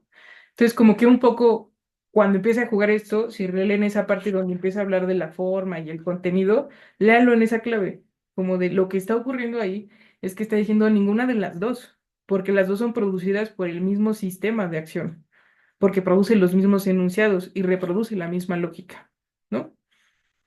Me gustaría que siga Ale porque tiene Ujú. más apuntes que nos van a encaminar hacia allá, pero creo que esto ya nos da más claves, porque ya vimos con quién se está peleando en directo, ¿no? Y con lo que se está peleando en directo es contra esas formas de hacer conocimiento, ¿no? Incluso abajo dice, aparte les iba a decir que esto del astro hostil, pues que mejor venimos de leer sobre verdad y mentira, ¿no? Y lo estaba dictando en la misma época. Tampoco es casual, ¿no? Es otra vez esta cosa de, pues como que ignoras tu propia posición al inventar tus fábulas, ¿no? Que otros demuestren que hemos visto mal. Nosotros no vamos a decir, nosotros vamos a decir lo que nos parece ver. Se ha interpolado en efecto tal astro, un astro refulgente y lleno de esplendor. La constelación ha cambiado de veras a raíz de la ciencia, a raíz de la exigencia de que la historia debe de ser ciencia. Ahora ya no impera exclusivamente la vida, dominando el saber en torno al pasado, sino que todos los mojones están volcados y todo lo que ha existido se le echa encima al ser humano. Y hacia atrás, donde hubo de venir, hasta el pasado infinito, están modificadas todas las perspectivas, ¿no? Ujú. Ok. A ver, algo que me salté de decir antes tiene que ver un poquito con lo que yo estaba tratando de encontrar, como que era lo que Nietzsche estaba entendiendo por exterioridad. Entonces encontraba como cierto símil, no sé si estaba debrayando demasiado entre lo que él habla de naturaleza y barbarie. Entonces, algo que a mí me llamaba me llegó a pensar que quizá era algo que estaba proponiéndonos en ese momento, era que había que buscar o encontrar una experiencia bruta bueno, ya puse bruta, ¿no? Como, sí, como en su sentido originario, lejos de toda esta como definición, categorización, que estuviera libre de la prisión de la historia, ¿no? O sea, como pensada en esta parte de formación. Y bueno, después de este juego nos empieza a introducir, como decía Rumi, de esta crítica hacia el hombre moderno, ¿no? Que él lo define como que son enciclopedias andantes, pero me llamaba la atención que se piensa o no, los pensaba así como para poder tener algo digno de atención, ¿no? En este juego de ironías. Pero dice, ¿no? Estamos acumulando un exceso de épocas, costumbres, artes, filosofías, religiones y conocimiento. Entonces, a la naturaleza lo que le quedaba hacer con este cúmulo era expulsarlo y eliminarlo, o eliminarlo y expulsarlo, para que las cosas verdaderas, bueno, y entonces, por esto, las cosas verdaderas ya no podrían ser más tomadas en serio. Entonces, esta conclusión a la que llega, las cosas verdaderas no son más tomadas en serio, era para mí incluso una crítica a lo que nosotros estamos entendiendo como verdad o se estaba entendiendo como verdad en ese momento para los modernos. Eh, entonces, sobre esto, o algo que yo decía al principio era que me gustaban mucho las imágenes metafóricas que él usaba. Entonces, muchas de mis notas o de mis citas de él es esto. Entonces, sobre esto encontraba que dice, ensancha la fatal cima entre contenido y forma hasta el extremo de volverse insensible a la barbarie, con tal de que la memoria sea excitada siempre de nuevo. Se quedan. Este, y bueno, ya después lo que sigue era una de mis grandes confusiones que justamente hoy vino a iluminar Rumi, que era sobre ven, ya está sin no. Sobre las convenciones, sí. Empieza a hablar de que la forma es fingimiento y entonces empieza a hablar como de esta forma. Yo decía, es que lo leo y siento que me está diciendo tantas cosas que no soy capaz de entender porque percibo una crítica latente, pero no me es claro a quién es y no me es claro hacia dónde va. Pero bueno, entonces como en el momento en el que preparé esto que estoy diciendo, no me era claro, de ahí ya me salté a la conclusión, que entonces aparece la propuesta de encontrar un pueblo que no esté disociado en estos polos entre exterior y exterior, entre contenido y forma, que sea una unidad viviente para así poder, no sé, destruir el modelo moderno. Sí. Ya. Por ahorita ya. Bueno, esos contra los que se estaba peleando, le decía yo que era Rousseau. Se está peleando porque dice que los alemanes están basándose en los franceses y mal basados, ¿no? O sea, que son unos basados para mal, que dan cringe, en resumen, porque están recubriéndose de ciertas cosas que les parece que les dan una idea de cultura más elevada, ¿no? Y me decía, Ale, ¿con quién se está peleando? Digo, pues con Rousseau, porque Kant está leyendo a Rousseau, pero no solo Kant, sino todos los idealistas, y con los enciclopedistas, ¿no? Porque es esta cosa del contrato social y etcétera, que entró mucho a la tradición alemana. Es algo que le molesta profundamente a Nietzsche, es que los alemanes tiendan a reincorporar como esos pensamientos y a ensalzarlos, pero como que no convencerse de nada y no asumir nada bien. Entonces, una de las cosas que defienden la primera intempestiva es que los alemanes no tienen cultura, ¿no? O sea, que ellos creen que sí, pero que si algo le molesta es que han basado todas sus ideas y sus metáforas no solo en un entendimiento pobre sobre qué generó las condiciones de vida que produjeron situaciones como el pensamiento francés, sino en una incapacidad para apropiarse de manera comprometida con esas cosas, ¿no? Entonces le decía a Ale que es muy interesante porque además está diciendo que si se puede hacer historia y si se pueden hacer valores y si se puede hacer saber, siempre es local y acotado. O sea, nos pareció muy interesante que estaba diciendo, dio una definición sobre la vitalidad. Ya ven que la sesión pasada decíamos, bueno, ¿y qué es vida? ¿No? Pues la vida es aquello que surge como necesidad en el seno de un pueblo, ¿no? Eso es vida, por ejemplo. Entonces, ¿cómo hacer historia? A través de las necesidades que surgen en el seno de un pueblo, ¿no? Entonces, por eso se está peleando con cómo los alemanes asimilan a los franceses. Porque dice, es de los alemanes el hábito de tomar como figuras y provocaciones de otras tradiciones y ensalzarlas bajo ciertas estrategias, sin ni siquiera entender las condiciones que hicieron emerger esas cosas, ¿no? Y por lo tanto, sin entender la vida ni entender su propia experiencia. Entonces, ¿cuál es el problema? Y aquí es muy interesante, ¿eh? Como que nos pone límites de interpretación y no lo hacemos mucho. En efecto, está hablando de la filosofía alemana de su época, ¿no? O sea, a mí me parece súper interesante que a nosotros nos saluda tanto y que nos parezca un texto tan vigente, pero se esmera mucho en decir, son los alemanes que él está leyendo, es la filosofía alemana. Siempre está poniéndole el apellido alemán, ¿no? Entonces, qué interesante que para nosotros aluda tanto, porque lo que él está diciendo es, claro, es como es que esta tradición está construyendo cuál proyecto, el de la Bildung, ¿no? Y de ahí la tensión entre la forma y el contenido, porque se está burlando un poco de, bueno, ustedes quieren darle un sentido aquí para los que no tengan claro el contexto de la Bildung, porque hoy entraron dos compañeros que no habían entrado. Es como la Bildung alemana es este proyecto de culturalización, ¿no? Que pretende introducir una identidad alemana como nación, ¿no? Porque venimos de años, de siglos de conflicto, en donde ya no hay ahí como monarquías ni nada, y estamos en la fundación de los Estados-naciones. Todavía es muy temprano en la historia, sé que estoy siendo anacrónica, no estoy dando fechas exactas. Pero es decir, estamos en un momento en donde los Estados-nación quieren adquirir identidad y tienen diferentes proyectos interiores para producir identidad, ¿no? Entonces, el de los alemanes se llama Bildung, y Kant hablaba de Bildung, y Hegel hablaba de Bildung, y están las Bildungsromans, ¿no? Entonces, todo esto que nosotros ahora leemos felizmente como filosofía alemana, en realidad es un proyecto muy local de identidad local, ¿no?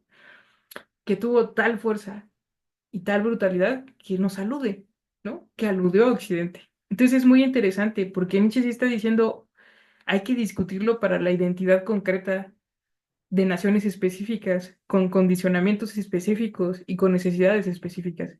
Está muy posmo el señor, ¿no?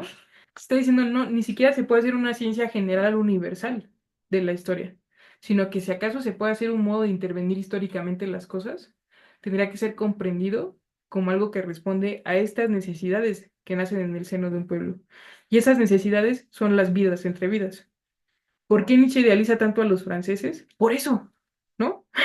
Porque los franceses en esta cosa, como los estereotipos que tenemos de que son revolucionarios y contestatarios y tal, parecen estar respondiendo a la emergencia de ciertos problemas políticos, sociales, etcétera. O sea, no le están imponiendo una forma a la vida, una Bildung, no están poniendo un proyecto de valores, ¿no? Sino que la propia,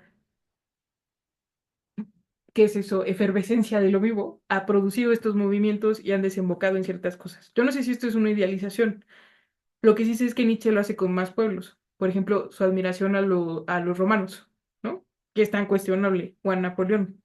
Tiene que ver con cómo es que se apropian de eso que Schopenhauer llama voluntad, ¿no? Que Nietzsche ya no tiene la tesitura de la voluntad, porque ya es algo como mucho más complejo, ya son vidas, pero que finalmente esté diciendo, parece que lo que hace producir valores e historia en ciertos contextos es la espontaneidad de lo vivo en su actuar, y no que yo vaya y le imponga una forma a lo que llamo contenido, ¿no? Como si hubiera algo ahí más verdadero. Entonces, en efecto, está poniendo un signo de interrogación enorme sobre esto que estamos llamando verdad, ¿no? ¿Por qué? Porque la filosofía racionalista y la metafísica se inventan a la verdad, ¿no? O sea, es lo que nos está diciendo, que, bueno, vaya, estamos buscando la verdad y lo natural y tal, pero finalmente ese fue un valor. Y como valor, además fue el valor de los alemanes. Creyeron en la verdad y ahora la están negando, ¿no? porque se quieren concentrar en la materialidad y abocarse a esta nueva ciencia, entonces ya ni siquiera tienen esa identidad seria, pesada, que los hace aferrarse a esta como escrutinio metafísico duro, porque pues estamos en el momento científico, entonces ya ni por eso tienen identidad. Y eso es lo que está tratando de decir. Vas, Jesús. Sí, gracias, Rumi. Em, bueno, dos cosas que espero que no suenen como un desvarío, pero a mí se me hace muy interesante en primer lugar como toda esta fuerza, todo este impacto cultural que tuvo Francia. O sea, no solo en Alemania, pienso por ejemplo, ahorita que he estado leyendo Almas Muertas de Nikolai Gogol, los rusos estaban obsesionados con los franceses. Es más, siendo que ahorita tengo a dos amigas rusas con las que platico aquí en Guadalajara, toda esta cuestión como de aprender a tocar el piano y aprender francés y saber de literatura es justamente una herencia de este modelo que tenían los rusos en algún momento prerevolucionario, pero que por alguna razón pervivió incluso después de la revolución, de que los franceses encarnaban como esta alta cultura. Incluso en El jugador de Dostoyevsky en algún momento llegan a intercambiar palabras en francés el protagonista y otros personajes.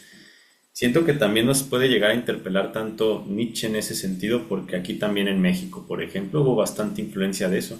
Tan solo la masonería que tenemos aquí es desde la Gran Logia Fraternal Universal, que es de Francia, no los ritos norteamericanos, por ejemplo.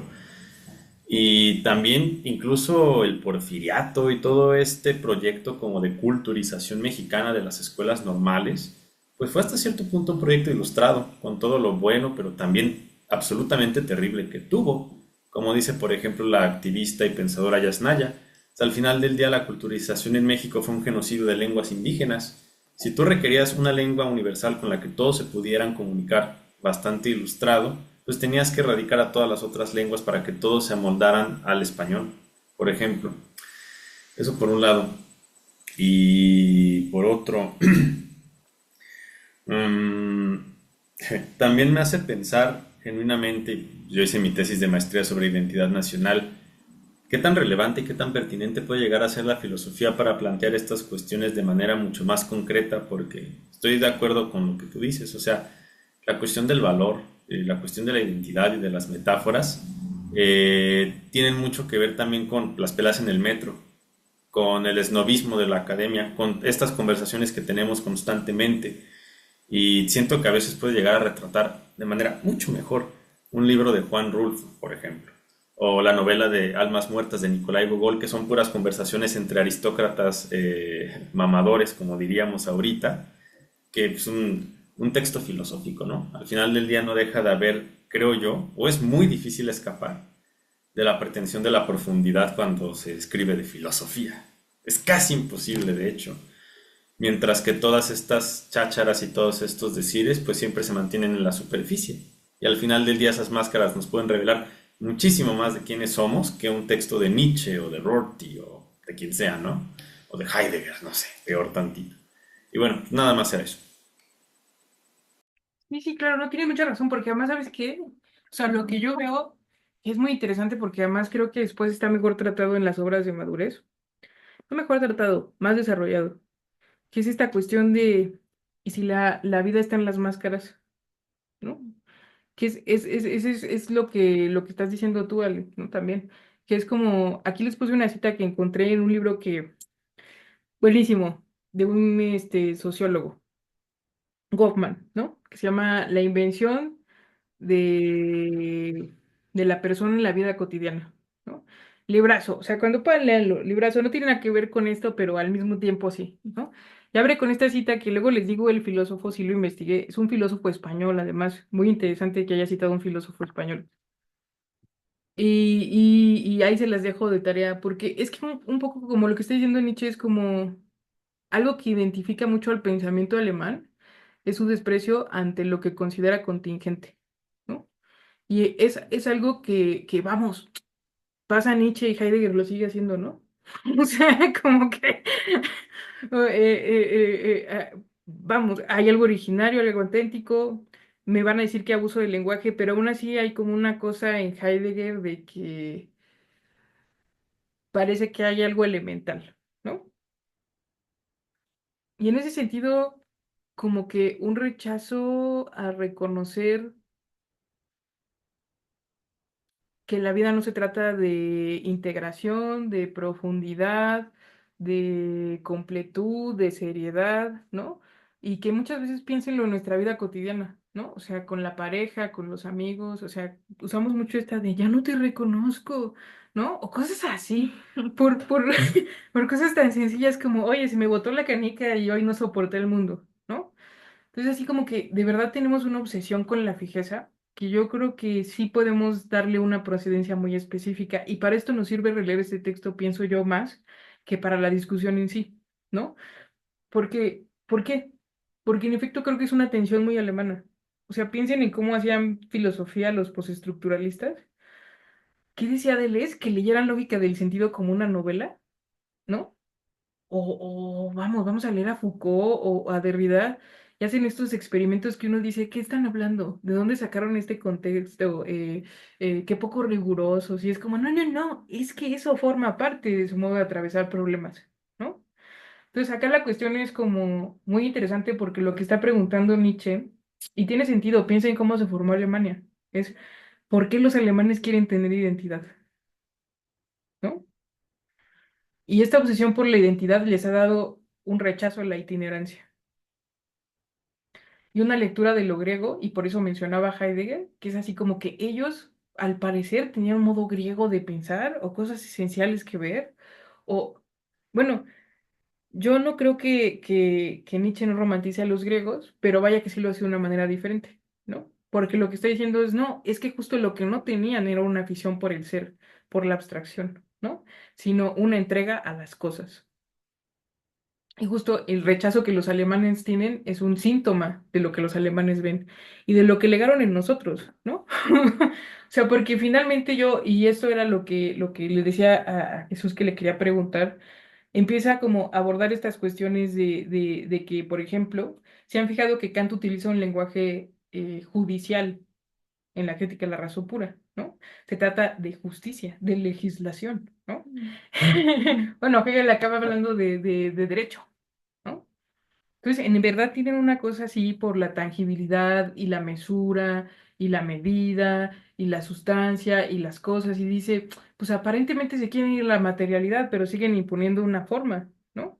Y esto que llaman contenido, no sé si es el contenido. Incluso empieza a decir cosas como que se está insertando como la perspectiva y se ignora que es una perspectiva, ¿no? Habla de Kunheit, que es una audacia y un artificio, y luego esto me remite a lo que dijo Castillo del análisis, ¿no? Parece que lo que se ignora es que ese análisis introdujo una perspectiva. Y pensando en todo eso, me acordé de algo que me habló Jesús, que hemos estado meses debrayando con eso, ¿no? Como lo de la justicia, ¿no? Y el Gleichgewicht, que yo quería que se los platicara Jesús, porque en eso encontramos como una diferencia lingüística en el francés y en el español, y dimos que produce imágenes muy diferentes, ¿no? Y creo que ese ejemplo va a ayudar mucho a entender qué es lo que está viendo Nietzsche en los alemanes, ¿no? Que es como en este modo de ser justos, sobrios, etcétera, hay algo sospechoso. Y que les cuente Jesús, ya me entendió por qué les digo que les diga. Es un tema muy interesante porque eh, si ustedes, por ejemplo, piensan equilibrio o balance en español, como lo habíamos mencionado Rumi y yo, incluso podemos pensar a un equilibrista, ¿no? En una cuerda floja, así. Pero la palabra equilibrio en alemán se dice Gleichgewicht. Y Gleich significa igual y Gewicht significa peso. Es como una igualdad de peso. Y en ese sentido también pienso en algo que también estaba comentando con otro amigo, Mauricio, que me parece que es pertinente con esto. Mm, es bien interesante, pero los alemanes no parecen dejar de lado el horizonte cristiano, porque si ustedes, por ejemplo, leen las obras de San Agustín, de San Anselmo, del propio Santo Tomás, siempre hay una cuestión con la pesantez, pero Dios relega cierto peso al entregar tu alma a Él. Pero cuando se piensa desde un contexto más, no me gusta, cada vez me gusta menos la palabra, pero secular, parece que hay pura pesantez. Esto es, si tú tienes que hacerte cargo, si tú tienes que cargar literalmente con el peso de tu vida, entonces solo puedes aludir a metáforas de lo pesado, como en el caso de Heidegger. Así que lo interesante es también pensar eso, como la cuestión de la legalidad, del hecho, por ejemplo, de que en la crítica de la razón pura Kant todo el tiempo habla de la quid juris y quid factis, por ejemplo, o que Hegel hable de la legaliformidad del entendimiento en la fenomenología del espíritu, por más que se apele a una supuesta sobriedad y a un supuesto equilibrio de pesos, pues no deja de ser una completa pesantez, no deja de ser una tradición que aun si aparentemente parece muy sobria y muy equilibrada, no deja de ser completamente anticontingencia y antivida en ese sentido nietzscheano. Esto es, parece que se arrastra a un cristianismo cultural en el que para INRI, más INRI, ni siquiera tienes una forma como de liberación de esa carga. Así que sí, está muy interesante la imagen que pone el Gleichgewicht porque parece que es completamente el equilibrio de pesos. Pero es muy sospechoso, es muy, muy sospechoso. O sea, realmente no puedes tener un equilibrio así de pesos. Y creo que lo que pasa en la filosofía alemana, y es algo que hemos platicado mucho Rumi y yo desde hace meses, como ya dice, pues es justamente esta pesantez completa, ¿no? En Hegel, en Kant, en el propio Heidegger. Así que parecería que también Nietzsche está siendo crítico con eso. Pero bueno, eso sería lo que yo podría decir al respecto. También que Rumi nos cuente desde Derrida y desde todos estos otros autores que ella también menciona constantemente. Ya, perdón, es que tocaron el timbre y me distancié. Pero justo les pedía, gracias Jesús, es que eso es súper importante para entender todo esto. No decir que nos estamos debrayando, pero no, la cuestión es que justo pensé en que era buena idea que Jesús nos dijera esto, porque encontré que básicamente lo que está diagnosticando en el pensamiento alemán es que parece que para los alemanes lo más natural es lo que no engaña, ¿no? O sea, lo que está dado. ¿Quién sabe qué es eso? ¿No? Esto tiene que ver mucho con lo de Glagevit, porque cuando Jesús me contó todo esto, yo me puse a buscar qué significaba en español justicia, ¿no? Y entonces, así como que la noción de justicia en español está más relacionada con el balance, ¿no? Con la balanza. Y vimos que en francés se dice manœuvre, o sea, como maniobrar. Entonces, es interesante porque dentro de las nociones que nosotros tenemos de justicia, la justicia no es igualar el peso, ¿no? O sea, no es la neutralidad.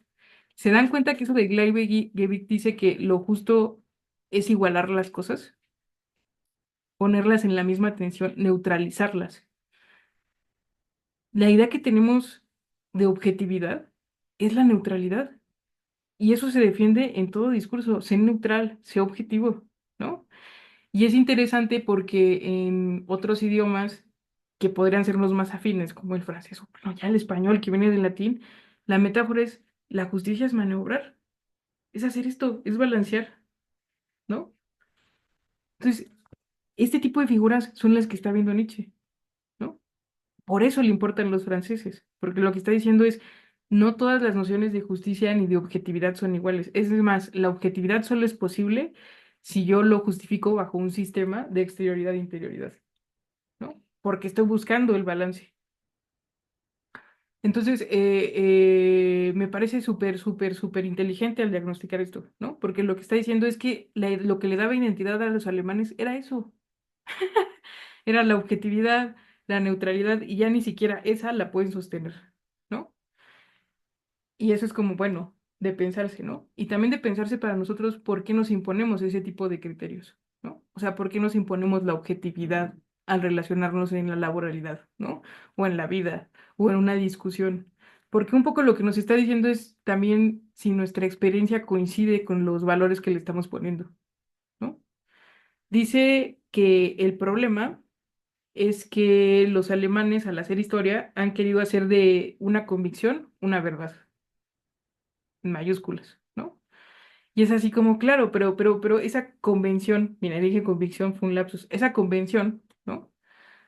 Que es puro perspectivismo, lo interesante es cómo llegó a ocurrir una sola perspectiva como unánime.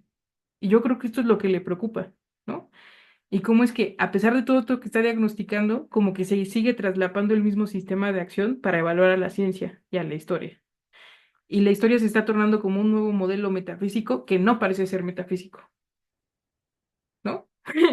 ¿Por qué? Porque hay evidencias, porque hay documentos. Y esto yo los invitaría a pensar, ¿no les parece que ya llevamos al menos siglo y medio pensando obsesivamente en la historia? ¿Por qué? ¿Qué pasa que ahora nuestros dos modelos operativos de discusión son ciencia e historia? ¿No?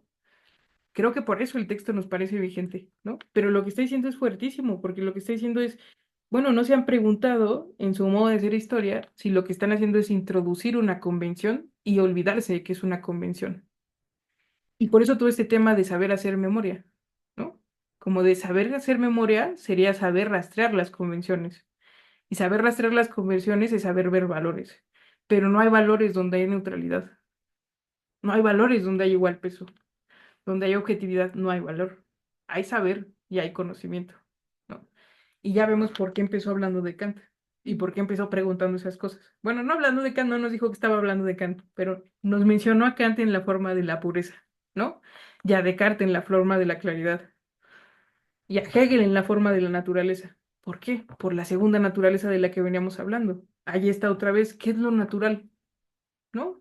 Y eso lo podemos ver incluso introducido en nuestras ideas de medicina y de salud, ¿no? Hubo mucho tiempo en que la salud era restablecer el cuerpo a sus funciones naturales, ¿no? Entonces la perspectiva del cuerpo era funcionalista, como pues si el hígado sirve para orinar, digo, los riñones y orinan, pues está chido, ¿no? Y si orinan sangre ya no. Entonces como que nuestra perspectiva del cuerpo incluso es así, funcionalista a través de una idea de naturaleza muy determinada que no ha sido meditada, ¿no? Y la pregunta es, ¿qué imagen de naturaleza también hay? Entonces, como que en sí el texto es muy bonito en esta parte porque ya nos dejó ver que el problema de la historia entraña el problema de la nueva metafísica, ¿sí? Es decir, se está sustituyendo la metafísica por la ciencia y por la historia. Por eso cuando Jesús nos estaba hablando de la ciencia de la lógica de Hegel, dije, "Pues sí, claro, ¿no? O sea, justo, ese es el problema, ¿no? Que incluso Hegel se ve obligado a hablar de una metafísica científica, que Kant lo hace. Ahí está la pérdida de la identidad, ¿no? ¿En favor de qué? De una conciencia de lo material, ¿no? Pero incluso Nietzsche va más lejos y dice, bueno, si vamos a pensar lo material, no lo estamos pensando bien, ¿no? Que es todo lo que nos has estado diciendo. Porque lo material es lo enmascarado. Lo enmascarado en sí, de por sí, porque yo no puedo evitar al hablar introducir un valor, ¿no? Es decir, y en sentido estricto, más vitalista, que una araña mate un insecto es introducir un valor, porque ha puesto su vida por encima de la del insecto. Entonces, no solo es un valor racional y verbal, ni solo es lenguaje, ¿no? Sino que el valor es la acción.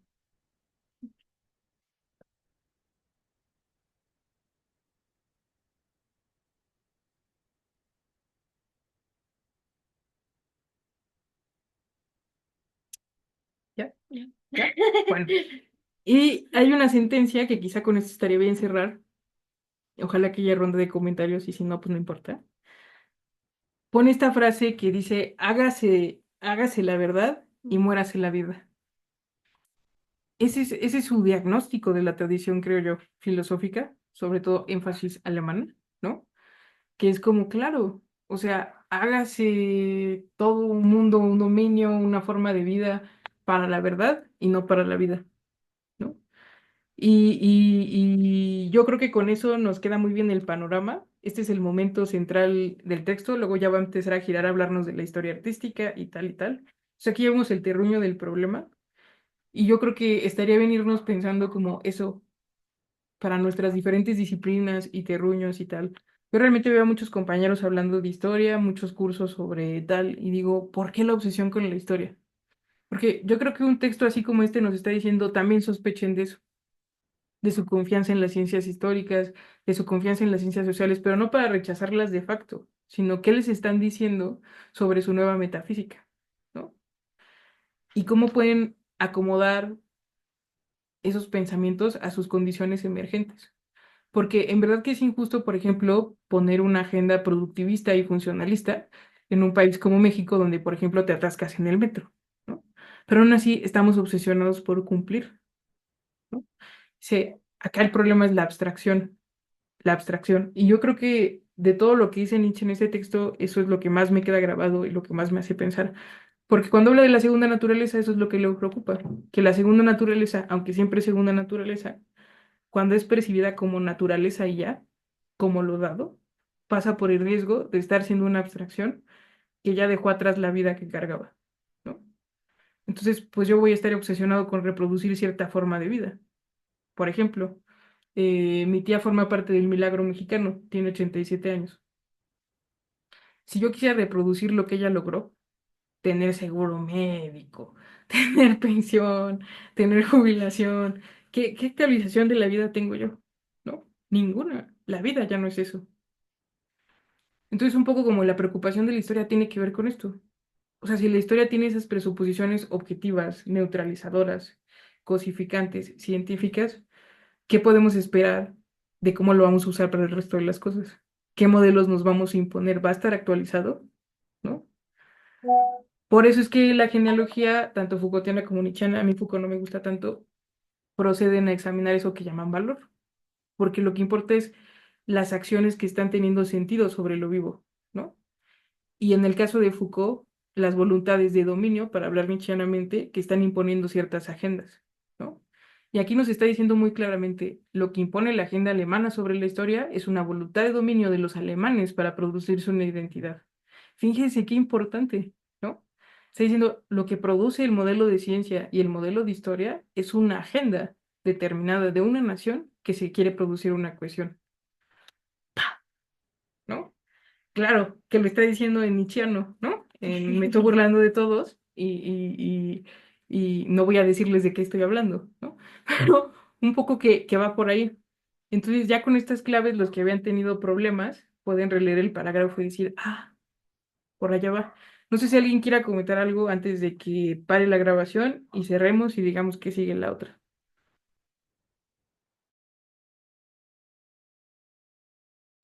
¿Todos bien? ¿Todos cansados? ¿Todos destruidos por la vida? Entonces, miren, aquí paramos y por si subo el video a tiempo, para la siguiente ya vamos con el 5. Entonces, mi pregunta actual ha sido, pero ya recorrimos el círculo y no sé si Leo y José quieran. Si alguien quiere presentar, si no, ya voy yo, ¿no? Ya lo vuelvo a hacer yo. ¿Quieren que yo me eche el 5? Pónganme reacciones o algo.